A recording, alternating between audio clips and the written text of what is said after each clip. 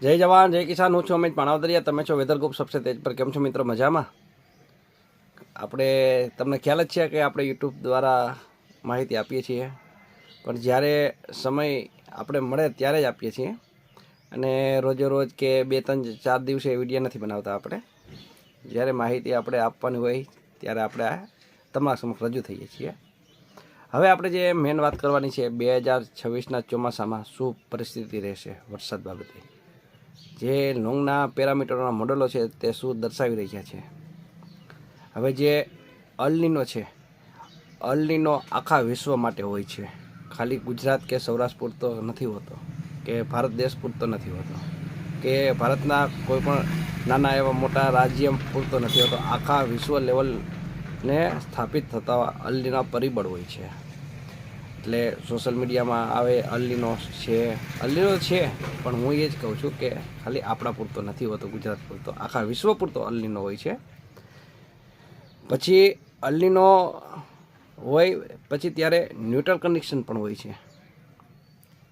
એટલે આ વર્ષે 2026ના ચોમાસા દરમિયાન અલ નીનો સ્થાપિત થશે, પણ ન્યુટ્રલ કન્ડિશન હશે.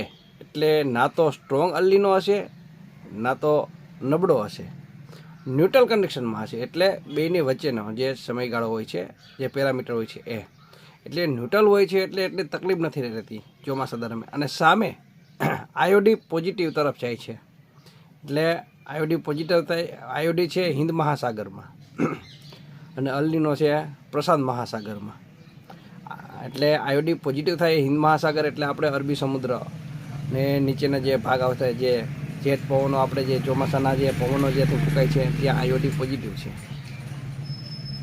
એટલે બહુ એવું ટેન્શન જેવું ખાસ બધાએ અભ્યાસ અને જૂના ડેટા, જે આવા પરિબળો જ્યારે સક્રિય થાય છે, એ વર્ષમાં કેવા વરસાદ થયા હતા, કેવું વરસ રહ્યું હતું, એ બધું તારણ આપણે યાદી કરીને તારણ કરીએ તો 2026ના ચોમાસા દરમિયાન ના તો બહુ ભારે વરસાદ થશે, ના તો સાવ નબળો વરસ થશે. એટલે મીડિયમ વરસ છે. 1-2 વાયરા પણ આવે, પણ જનરલ આપણે અભ્યાસ દ્વારા એવું કહી શકાય કે તકલીફ જેવું તો ખાસ લાગતું નથી. પછી તો અરબી સમુદ્રની નજીક આપણે સૌરાષ્ટ્રવાળા છીએ, કાંઈ નક્કી ના કહેવાય કેટલો વરસાદ પડી જાય છે, બરાબર. એટલે આ રીતનો આપણે અભ્યાસ કરીને તમને જે ચાર્ટ બતાવ્યા છે બધાય, કે ઇન્સો છે એ ન્યુટ્રલમાં છે. ઇન્સો છે એટલે કાંઈ વાંધો નથી. અલ નીનો એટલો કંઈ સ્ટ્રોંગ છે નહીં. ચોમાસું જશે પછી અલ નીનો ચાલુ થશે, કે ચોમાસાના છેલ્લા 1-આધ મહિનો બાકી હોય ત્યારે અલ નીનો ચાલુ થશે. ત્યાં લગીને તો આપણે કાંઈ એટલું ટેન્શન જેવું છે નહીં.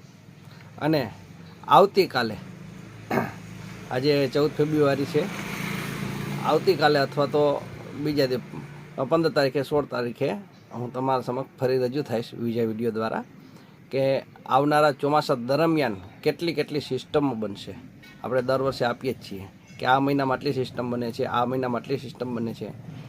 એ ઘણું આપણે સત્યની નજીક રહ્યું છે. તો એના ઉપર આપણે થોડો ઘણો અંદાજ પણ કરી શકાય કે આટલી સિસ્ટમો બને તો કદાચ આપણા ખેડૂતના ભાગ્યમાં હશે, એટલે આટલી સિસ્ટમો કદાચ ગુજરાત તરફ આવી શકે અને વરસાદ આપી શકે. એટલે કાલે અથવા પરમ દિવસે એ પણ વિડીયો તમારા સમક્ષ રજૂ કરીશ. પણ હાલ પૂરતું આપણે આ છે. અને બીજું એક માવઠાની વાત કરીએ તો અત્યારે વેસ્ટર્ન ડિસ્ટર્બન્સ એક સક્રિય છે, થવાનું છે. 18-19 તારીખે ઉત્તર ગુજરાત અને કચ્છ અને પશ્ચિમ સૌરાષ્ટ્રના સીમિત વિસ્તારોમાં છાંટાછૂટી થશે. કોઈ ભારે માવઠું છે નહીં, એટલે એ કંઈ ચિંતાનો વિષય છે નહીં. ચાલો મિત્રો, રજા લઈએ, ફરી મળીએ આવતીકાલે અથવા તો પરમ દિવસે સિસ્ટમો કેટલી બનશે તેની માહિતી લઈને. પણ 2026નું ચોમાસું આ રીતનું રહેશે.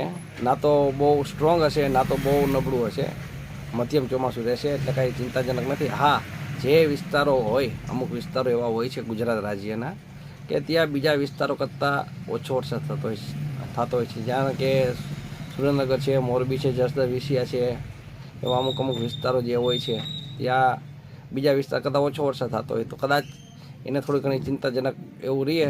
પણ ખાસ એવું મને તો નથી લાગતું, કારણ કે એના વિસ્તારમાં એને ખ્યાલ જ હોય છે કે આપણે આવા વરસાદ થતા હોય છે, કે સિસ્ટમ આવતી હોય તો થોડોક ઓછો વરસાદ આપે તો એ રીતનું રહેશે. ચાલો મિત્રો, જય જવાન જય કિસાન જય દ્વારકાધીશ સૌ મિત્રોને.